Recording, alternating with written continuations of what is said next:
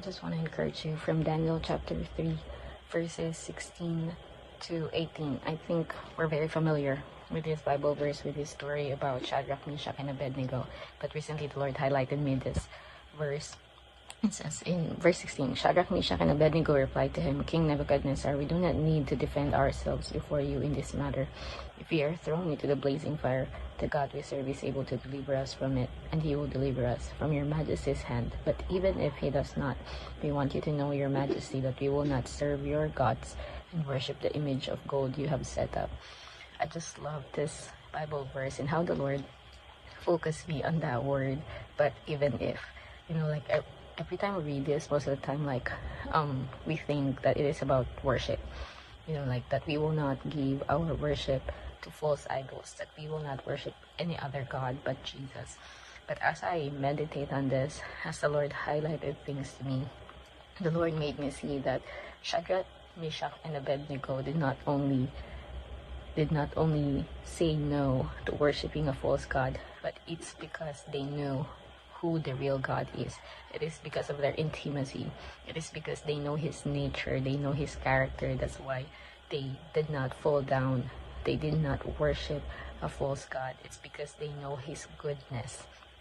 They know the goodness of the Father in their lives. They say, if we are thrown into the blazing furnace, the God we serve is able to deliver us from it, and he will deliver us from your majesty's hand. They knew, God is capable of doing this. God is able to serve them and to do miracles.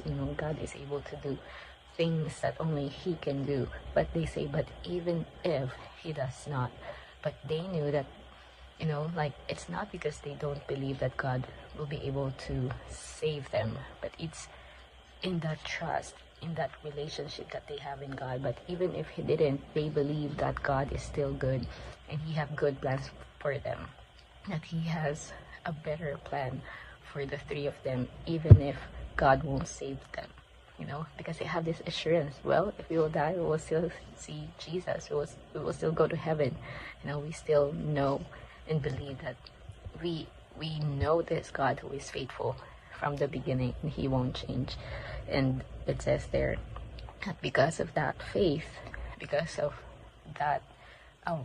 what they believed in, because they believed in God, people had this encounter with the God of Shadrach, Meshach, and Abednego.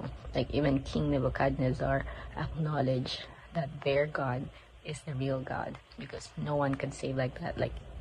King Nebuchadnezzar himself saw that there are four of them inside the blazing furnace, and not only that, they were not quenched by the fire. They did not die in that fire.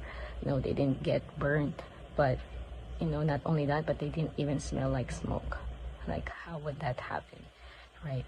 Only God can do that. Only those things, those impossible things are done by God. So today I feel just to see God for who he is, who he really is, that even if it's a very important part of this Bible verse, maybe you're going through something and you're asking God for a miracle, or you're asking God for a supernatural healing or visitation, or you're praying for something, but even if he won't do that, but even if that thing won't happen, will you still believe in him? Will you still trust him? And will you still embrace what his goodness in your life?